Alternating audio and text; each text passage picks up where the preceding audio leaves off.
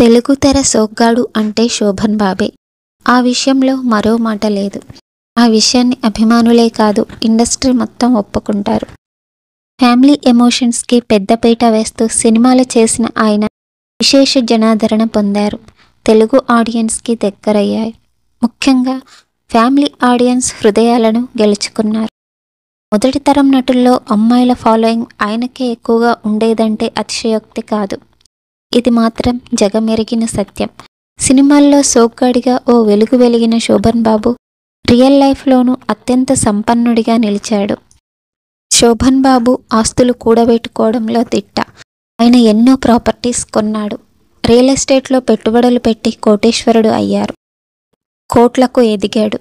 శోభన్ బాబు గురించిన టాపిక్ వస్తే ఆయన అందం, ఆయన చేసిన సినిమాలు, ఆయన హుందాతనంతో పాటు ప్రాపర్టీస్ గురించిన చర్చ నడుస్తుంది. భూములు కొనుక్కోవాలని ఎంతోమందికి సలహా ఇచ్చింది శోభన్ బాబే. మరి ఆయన ఆస్తుల లెక్కేంటి అంటే 1000 కోట్లకు అధిపతి అనే చెప్పాలి. ఇప్పుడు ఆయన కొన్న ఆస్తులు 1000 కోట్లలో ఉంటాయట.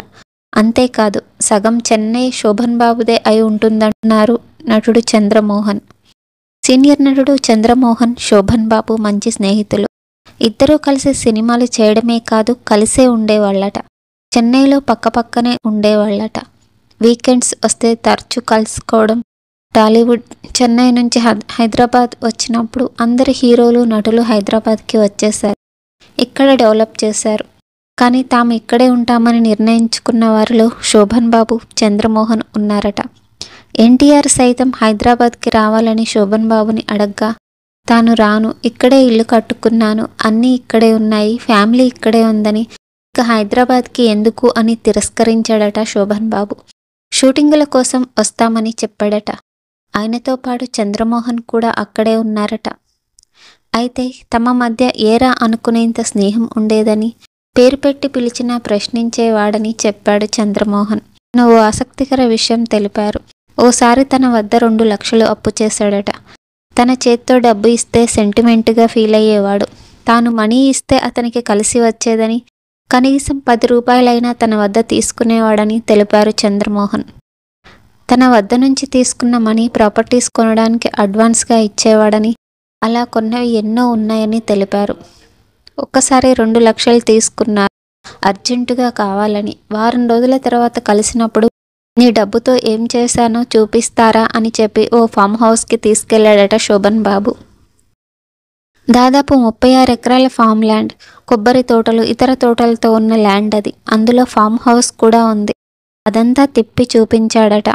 ఆ ప్రాపర్టీస్ అప్పుడు 30 లక్షలకు వచ్చిందట. నటుడు మాధవన్ తాతగారిది ఆ ల్యాండ్. వాళ్ళు అమ్ముతుంటే శోభన్ బాబు అప్రోచ్ అయ్యి ఇమ్మీడియట్గా డబ్బు అరేంజ్ చేసి ఆ ల్యాండ్ తీసుకున్నారట. ఆ ప్రాపర్టీస్ కోసం ఎంజీఆర్, ఒక కార్పొరేట్ సంస్థ కూడా పోటీగా వస్తే వాళ్ళని కాదని శోభన్ బాబు దక్కించుకున్నాడట. అయితే ఆ సమయంలో శోభన్ బాబు వద్ద డబ్బు లేకపోతే సెంటిమెంట్గా తన వద్ద 2 లక్షలు తీసుకుని అడ్వాన్స్ ఇచ్చాడట. ఆ తర్వాత నిర్మాతలు వాళ్ళ వీళ్ళ వద్ద అడిగి ఆ ల్యాండ్ కొన్నాడట. మెయిన్ రోడ్డుపై ఉన్న ల్యాండ్ చెన్నై సిటీకి సమీపంలో ఉంటుంది. దాని వాల్యూ 100 కోట్లు ఉంటుందన్నారు చంద్రమోహన్. అందులో తన 3 అమ్మాయిల పెళ్లి, అబ్బాయి పెళ్లి. ఆ సమయంలో ఇండస్ట్రీ మొత్తం అక్కడికే వచ్చిందట. అంతేకాదు, మరో సందర్భంలో సరదాగా తన ప్రాపర్టీని చూపిస్తానని కారులో తీసుకెళ్లాడట. అన్నానగర్లో తన ప్రాపర్టీస్ చూపించడానికి ఒక పూట పట్టిందట శోభన్ బాబుకి.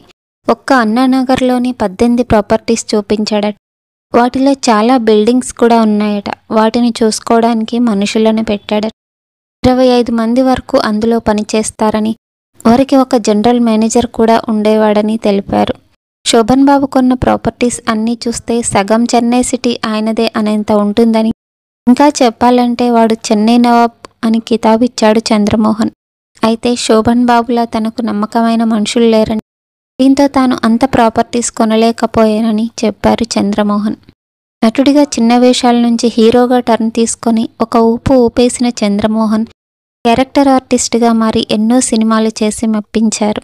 ఈ వీడియో మీకు నచ్చినట్లయితే ప్లీజ్ లైక్ చేయండి, షేర్ చేయండి, సబ్స్క్రైబ్ చేయండి. Thank you for watching.